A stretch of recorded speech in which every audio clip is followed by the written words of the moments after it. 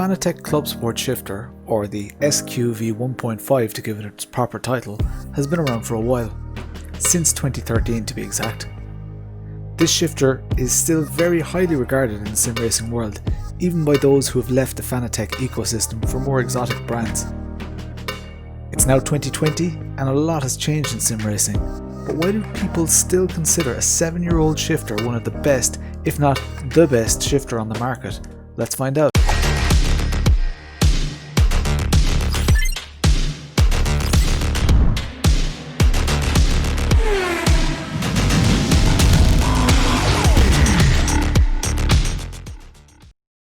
Introduction.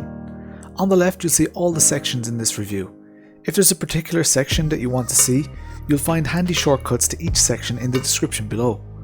While you're down there, please hit thumbs up and consider subscribing to this channel and hitting the notification bell if you want to see more content like this in the future. Hardware. This is by far the heaviest of the shifters I've reviewed since I started this channel, and it also takes up the most space. However, this seems to be with good reason, as the build quality of the Fanatec Shifter far surpasses any of the others I've tried. My Simitech K2 rig has the optional shifter mount, which allows me to bottom mount this shifter for a super clean and sturdy look. It really does look tidy on my rig. There's not a sim chassis available today whose universal shifter bracket doesn't cater for the Club Sport Shifter. For more specialised rigs like 8020 offerings, there are lots of brackets available for base mounting, rear mounting, side mounting. Base mounting is simple with 4 bolts, and that's how I installed it on my rig. This is quick and painless, and the cable connects on the rear of the housing and allows you to hide it from most angles with reasonable success. The shifter comes with little T-slot nuts, which makes rear or side mounting relatively simple. Just take the little corner pieces off by unscrewing them and slot the nuts in. Then use the bolts provided to mount the shifter to any pre-drilled metal plate or bracket. This slot system not only allows you to side mount it to a bracket, but also allows you to mount the Fanatec Club Sport V1.5 handbrake directly to the shifter without the need for additional mounting hardware. I'm not going to review the Fanatec handbrake in this video, but I will show you briefly how simply it attaches to the shifter and also how sturdy it is. The nice thing about this mechanism is that you don't need a special mount, and even more so, the position of the handbrake is absolutely perfect for drifting and rally. I will note that 7th gear is quite close to the handbrake handle, but realistically, I can't think of a 7-gear car which relies on a handbrake. You get 2 gear knobs in the box, a ball-shaped gear knob for H-pattern activities and a taller knob for sequential shifting. I'm still undecided about which one I prefer. I definitely prefer the tall one for sequential, but for H-pattern I'm not sure. Compatibility. If you have a Fanatec wheelbase, the shifter will plug directly into it. However, if like me you don't have a Fanatec wheel, you'll need one of these USB adapters. And if you're on a console, these USB adapters simply won't work, as you're limited to the Fanatec wheelbase and the Fanatec ecosystem if you want to use this shifter. An adapter costs €20, but if you order directly from Fanatec, beware of shipping costs. For example, if I wanted to buy just an adapter from Fanatec, who are based in Germany, it will cost me €28 to ship to Ireland. That's €20 for the part, plus €28 shipping. That's just silly. If you buy directly from a reseller, however, shipping is usually a lot cheaper, so bear that in mind. It's not always cheaper to buy direct from Fanatec.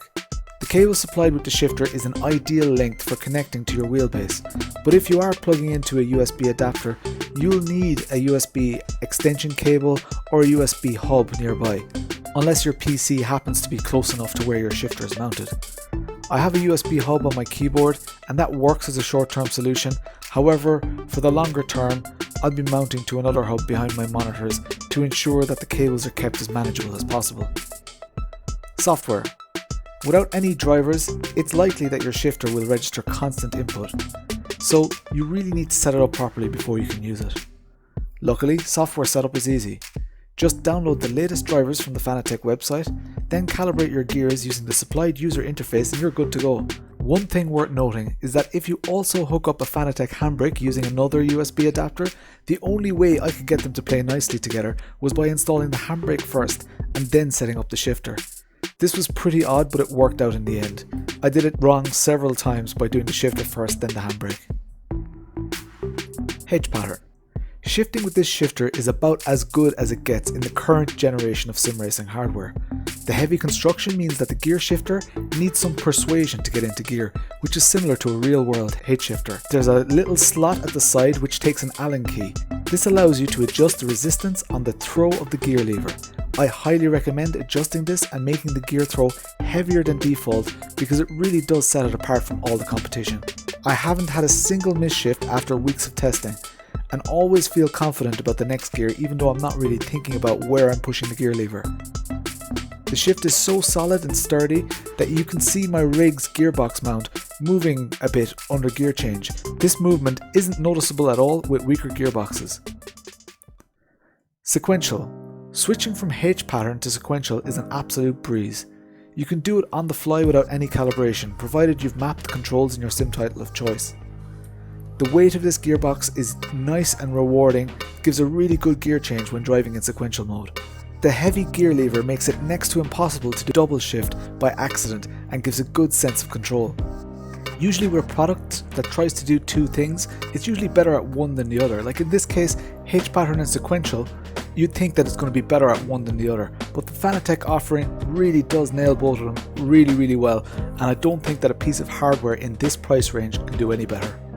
That brings us nicely to our next section. Price. This is the elephant in the room.